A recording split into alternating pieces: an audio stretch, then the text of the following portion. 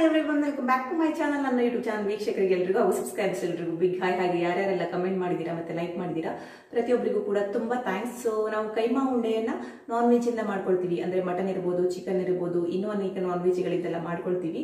But ಅದನ್ನ veg ತಿನ್ನೋರು ತಿನ್ನಕ್ಕಾಗಲ್ಲ. So ನಾವಿವತ್ತು veg keema ಉಂಡೆಯನ್ನ ಯಾವ ರೀತಿ ಮಾಡೋದಂತ ನೋಡೋಣ. ಸೊ ಬೇಳೆಯನ್ನ ಉಪಯೋಗಿಸಿ ವೆಜ್ ಕೈಮಾ ಉಂಡೆಯನ್ನ ತುಂಬಾ ಅದ್ಭುತವಾಗಿ ಮಾಡಬಹುದು. ಸೊ ಇದನ್ನ ನಾನ್ ವೆಜ್ ಅವರು ಕೂಡ ತಿನ್ಬಹುದು, ವೆಜ್ ಅವರು ಕೂಡ ತಿನ್ಬಹುದು. ಯಾವ ರೀತಿ ಮಾಡೋದಂತ ನೋಡ್ಕೊಂಡ್ ಬರೋಣ. ನಾನಿಲ್ಲಿ 1 ಕಪ್ ಆಗುವಷ್ಟು ಕಡಲೆಬೇಳೆಯನ್ನು ತೊಗೊಂಡಿದ್ದೀನಿ. ಅದೇ ಕಪ್ಪಲ್ಲಿ ಇನ್ನೊಂದು ಕಪ್ ಆಗುವಷ್ಟು ತೊಗರಿಬೇಳೆಯನ್ನು ಸಹ ತೊಗೊಂಡಿದ್ದೀನಿ.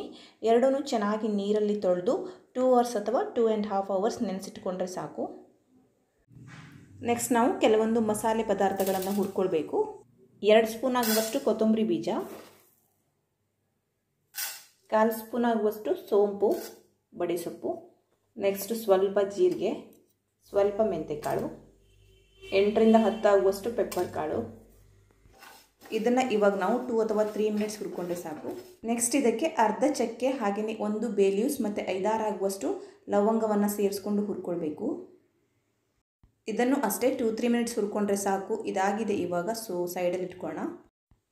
ನೆಕ್ಸ್ಟ್ ಇದೇ ಪ್ಯಾನ್ಗೆ 2 ಸ್ಪೂನ್ ಆಗುವಷ್ಟು ಎಣ್ಣೆಯನ್ನು ಹಾಕೊಳ್ತಾ ಇದ್ದೀನಿ. ಹಾಗೆಯೇ ಸ್ವಲ್ಪ ಈರುಳ್ಳಿಯನ್ನು ಹಾಕೊಳ್ಳೋಣ.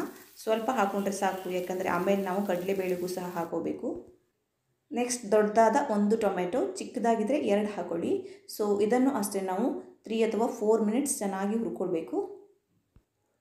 ನೆಕ್ಸ್ಟ್ ಇದಕ್ಕೆ ಸ್ವಲ್ಪ ಪುದೀನ ಹಾಗೆ ಸ್ವಲ್ಪ ಕೊತ್ತಂಬರಿ ಸೊಪ್ಪನ್ನು ಸಹ ಆ್ಯಡ್ ಮಾಡ್ಕೊಳ್ಬೇಕೀಗ.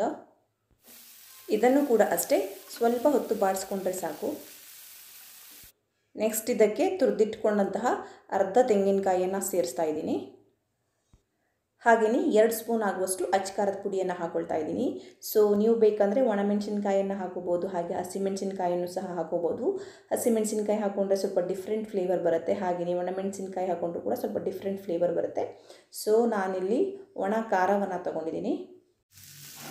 ಖಾರ ಪುಡಿಯೆಲ್ಲ ಹಾಕಿದ ಮೇಲೆ 2 ನಿಮಿಷ ಫ್ರೈ ಮಾಡಿಕೊಂಡ್ರೆ ಸಾಕು ನಾವು. ಸೊ ಇದಾಗಿದೆ ಇವಾಗ. ಸ್ಟವನ್ನು ಆಫ್ ಮಾಡ್ಕೊಳ್ತಾ ಇದ್ದೀನಿ. ಕೊತ್ತಂಬರಿ ಬೀಜ ಸಹ ಇದಕ್ಕೆ ಆ್ಯಡ್ ಮಾಡಿ ಇವಾಗ ಮಿಕ್ಸಿ ಜಾರ್ಗೆ ಹಾಕಿ ಗ್ರೈಂಡ್ ಮಾಡ್ಕೊಳ್ಳೋಣ. ಹಾಗೆಯೇ ಸ್ವಲ್ಪ ಅರಿಶಿನ ಪುಡಿಯನ್ನು ಸೇರಿಸ್ತಾ ಇದ್ದೀನಿ ಇವಾಗ. ನೋಡಿ, ಮಸಾಲೆಯನ್ನು ಸಹ ಫೈನಾಗಿ ಪೇಸ್ಟ್ ಮಾಡ್ಕೊಂಡಾಗಿದೆ. ನಾನ್ ಸ್ಟಿಕ್ ಪಾತ್ರೆಯನ್ನು ತೊಗೊಂಡಿದ್ದೀನಿ ವೆಜ್ ಕೈಮಾ ಉಂಡೆ ಸಾರು ಮಾಡೋಕ್ಕೆ. ನೀವು ಯಾವ ಪಾತ್ರೆಯಲ್ಲೂ ಸಹ ಮಾಡ್ಕೋಬೋದು. 2 ಸ್ಪೂನ್ ಆಗುವಷ್ಟು ಎಣ್ಣೆ, ಹಾಗೆಯೇ ಇದಕ್ಕೆ 2 ಬೇ ಲೀವ್ಸನ್ನು ಕೂಡ ಹಾಕೊಳ್ತಾ ಇದ್ದೀನಿ. ನೆಕ್ಸ್ಟು ಸ್ವಲ್ಪ ಪುದೀನ ಸೊಪ್ಪನ್ನು ಸಹ ಆ್ಯಡ್ ಮಾಡ್ಕೊಳ್ಳೋಣ. ಪುದೀನ ಸೊಪ್ಪಲ್ಲಿ ನೀರಿತ್ತು, ಸೊ ಸಿದ್ದಿದೆ. ನೆಕ್ಸ್ಟ್ ಇದಕ್ಕೆ ನಾನು ರುಬ್ಬಿಟ್ಕೊಂಡಂಥ ಮಸಾಲೆಯನ್ನು ಸೇರಿಸ್ತಾ ಇದ್ದೀನಿ.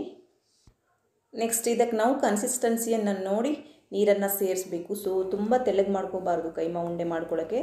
ಸೊ ಇದು ಕೂಡ ಅಷ್ಟೇ ತುಂಬ ದಪ್ಪ ಆಯಿತು. ಇದಕ್ಕೆ ನಾನು ಇವಾಗ ಸ್ವಲ್ಪ ಇನ್ನೂ ಕೂಡ ನೀರನ್ನು ಸೇರಿಸ್ಕೊಳ್ತೀನಿ.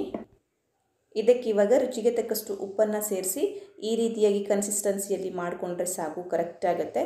ಸೊ ಇದನ್ನು ನಾವಿವಾಗ ಚೆನ್ನಾಗಿ ಕುದಿಸ್ಕೊಳ್ಬೇಕು. ಕುದಿಯೋ ತನಕ ಕಡಲೆಬೇಳೆ ಮತ್ತು ತೊಗರಿಬೇಳೆಯನ್ನು ಗ್ರೈಂಡ್ ಮಾಡ್ಕೊಳ್ಳೋಣ. ಸೊ ನಾನು ಇದನ್ನು 2 ಅವರ್ಸ್ ನೆನೆಸಿಟ್ಕೊಂಡಿದ್ದೆ. ಚೆನ್ನಾಗಿ ನೆಂದಿದೆ. ಇಷ್ಟಾದರೆ ಸಾಕು ನೋಡಿ. ಸೊ ಇದಕ್ಕೆ ನಾನು ಇವಾಗ ಕಟ್ ಮಾಡಿಟ್ಕೊಂಡಂಥ ಆನಿಯನ್ ಕೂಡ ಕಟ್ ಮಾಡಿಟ್ಕೊಂಡಂತಹ ಈರುಳ್ಳಿ, 1 ಸ್ಪೂನ್ ಆಗುವಷ್ಟು ಜಜ್ಜಿಟ್ಕೊಂಡಂತಹ ಶುಂಠಿ ಮತ್ತು ಬೆಳ್ಳುಳ್ಳಿ ಪೇಸ್ಟ್, ಇದು ಸ್ವಲ್ಪ ಕೊತ್ತಂಬರಿ ಸೊಪ್ಪು. ಇದಕ್ಕೆ ಇವಾಗ ಸ್ವಲ್ಪ ಉಪ್ಪನ್ನು ಸೇರಿಸಿ ನೀರನ್ನು ಹಾಕಬಾರ್ದು, ಗ್ರೈಂಡ್ ಮಾಡ್ಕೊಳ್ಬೇಕು. ಸೊ ನೋಡಿ, ಈ ರೀತಿಯಾಗಿ ಗ್ರೈಂಡ್ ಮಾಡ್ಕೊಂಡಿದ್ದೀನಿ. ತುಂಬ ಪೇಸ್ಟ್ ಆಗಿಲ್ಲ, ಸ್ವಲ್ಪ ತರಿಯಾಗಿ ಇದೆ. ಇದನ್ನು ನಾವಿವಾಗ ಉಂಡೆಯನ್ನು ಮಾಡ್ಕೊಳ್ಳೋಣ. ಸೊ ನಿಮಗೇನಾದರೂ ಸ್ವಲ್ಪ ತೆಳ್ಳಗನಿಸಿದರೆ ಇನ್ನೂ ಸ್ವಲ್ಪ ಕಡಲೆ ಹಿಟ್ಟನ್ನು ಹಾಕಿ ಮಾಡ್ಕೋಬೋದು. ಸೊ ನೋಡಿ, ನಾನು ಇವಾಗ ಎಲ್ಲ ಉಂಡೆಗಳನ್ನು ಮಾಡ್ಕೊಂಡಿದ್ದೀನಿ. 10ರಿಂದ 11 ಆಗುವಷ್ಟು ಉಂಡೆ ಇದೆ ಇದರಲ್ಲಿ. ನೋಡಿ, ಸಾಂಬಾರು ಕೂಡ ಅಷ್ಟೇ ತುಂಬ ಚೆನ್ನಾಗಿ ಕುದೀತಾ ಇದೆ. ಸೊ ಒಂದೊಂದಾಗಿ ನಾನು ಇದನ್ನು ಹಾಕ್ಕೊಳ್ತಾ ಇದ್ದೀನಿ. ಉಂಡೆ ಅಷ್ಟು ಗಟ್ಟಿ ಆಗಿಲ್ಲ, ಸ್ವಲ್ಪ ತೆಳ್ಳಗಾಗಿದೆ. ಆದರೂ ಕೂಡ ನಾವು ಇವಾಗ ನೋಡೋಣ ಯಾವ ರೀತಿಯಾಗಿ ಬರುತ್ತೆ ಅಂತ. ಸೊ ನೋಡಿ, ಇವಾಗ ಎಲ್ಲ ಉಂಡೆಗಳನ್ನು ಹಾಕ್ಕೊಂಡಿದ್ದೀನಿ. ಕೆಲವೊಂದು ಉಂಡೆಗಳು ಮುಳುಗಿಲ್ಲ. ಸೊ ಅದ್ರ ಮೇಲೆ ಜಸ್ಟ್ ಮಸಾಲೆಯನ್ನು ಈ ರೀತಿಯಾಗಿ ಆ್ಯಡ್ ಮಾಡ್ತಾಯಿದ್ದೀನಿ. ಇವಾಗ ಮುಚ್ಚಳವನ್ನು ಮುಚ್ಚಿ ನಾವು 20ರಿಂದ 25 ನಿಮಿಷ ಮೀಡಿಯಮ್ ಉರಿಯಲ್ಲಿ ಬೇಯಿಸ್ಕೊಳ್ಬೇಕು. ಸೊ ಇವಾಗ 20ರಿಂದ 25 ನಿಮಿಷ ಆಗಿದೆ. ಓಪನ್ ಮಾಡ್ತಾ ಇದ್ದೀನಿ. ನೋಡಿ, ತುಂಬ ಚೆನ್ನಾಗಿ ಬಂದಿದೆ. ಮಸಾಲೆ ಕೂಡ ಅಷ್ಟೇ, ಗ್ರೇವಿ ತುಂಬ ಚೆನ್ನಾಗಿ ಕಾಣಿಸ್ತಾ ಇದೆ. ಹಾಗೆಯೇ ಉಂಡೆ ಕೂಡ ಒಡೆದಿಲ್ಲ, ಸ್ವಲ್ಪ ತೆಳ್ಳಗಾದರೂ ಕೂಡ ಕರೆಕ್ಟಾಗಿ ಇದೆ ಪ್ರತಿಯೊಂದು ಕೂಡ. ನೋಡಿ, ವೆಜ್ ಉಂಡೆಯನ್ನು ನೀವು ಈ ರೀತಿಯಾಗಿ ಮಾಡ್ಕೋಬೋದು, ಅಥವಾ ಬೇಳೆ ಉಂಡೆಯನ್ನು ಈ ರೀತಿಯಾಗಿ ಕೂಡ ಮಾಡ್ಕೋಬೋದು.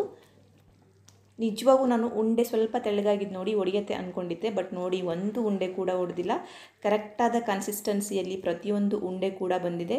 ಹಾಗೆಯೇ ಚಪಾತಿ ಇರ್ಬೋದು, ಪೂರಿ ಇರ್ಬೋದು, ದೋಸೆ ಇರ್ಬೋದು ಮತ್ತು ರೈಸ್ಗೆ ಎಲ್ಲದಕ್ಕೂ ಕೂಡ ಆಲ್ಮೋಸ್ಟ್ ಆಗಿದ್ದು ತುಂಬ ಒಳ್ಳೆ ಕಾಂಬಿನೇಷನ್ ಆಗುತ್ತೆ. ಸೊ ನೀವು ಕೂಡ ಈ ರೆಸಿಪಿಯನ್ನು ಟ್ರೈ ಮಾಡಿ ನೋಡಿ. ಸೊ ನೋಡಿದ್ರಲ್ಲ ಯಾವ ರೀತಿಯಾಗಿ ಮಾಡೋದಂತ ತುಂಬ ಸುಲಭವಾಗಿ ಮಾಡ್ಕೋಬಹುದು, ಹಾಗೆ ತುಂಬ ಟೇಸ್ಟಿಯಾಗಿ ಯಮ್ಮಿಯಾಗಿ ಇರುತ್ತೆ. ಸೊ ನೀವು ಕೂಡ ಈ ರೆಸಿಪಿಯನ್ನು ಟ್ರೈ ಮಾಡಿ ನೋಡಿ, ಹೇಗಾಯಿತು ಅಂತ ಕಮೆಂಟ್ ಬಾಕ್ಸಲ್ಲಿ ತಿಳಿಸಿ. ಇವತ್ತಿನ ವಿಡಿಯೋನ ಇಲ್ಲಿಗೆ ಎಂಡ್ ಮಾಡ್ತಾ ಇದ್ದೀನಿ. ಇಷ್ಟ ಆದರೆ ಪ್ಲೀಸ್ ಲೈಕ್ ಮಾಡಿ, ಶೇರ್ ಮಾಡಿ, ಹಾಗೆ ಕಮೆಂಟ್ ಮಾಡಿ ಮತ್ತು ಸಬ್ಸ್ಕ್ರೈಬ್ ಮಾಡೋದನ್ನು ಮರಿಬೇಡಿ.